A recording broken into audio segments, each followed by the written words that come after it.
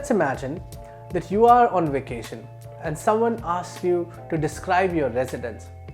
You would be able to precisely talk about what is located in where because you have been living in your home for such a long time. So you have spatial memories of everything inside your lovely house. Spatial memory works the same for a user interface. When your users are accustomed to your interface, they will have spatial and muscle memories of it. For example, you don't have to open Instagram to know that the Instagram stories are those circle bubbles on the top of your screen.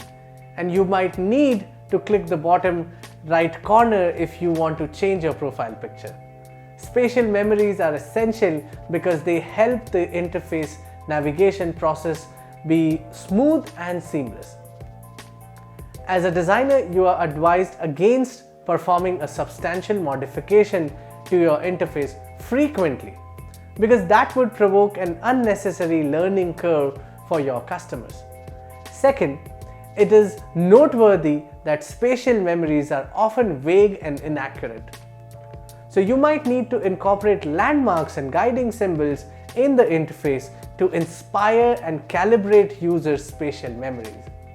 Another good idea is to strengthen spatial memories, make your icons smaller and aligned to increase readability. Sometimes users find it easier to remember when your app is more readable and user-friendly. I hope this tip was helpful. Don't forget to visit our website at void.com.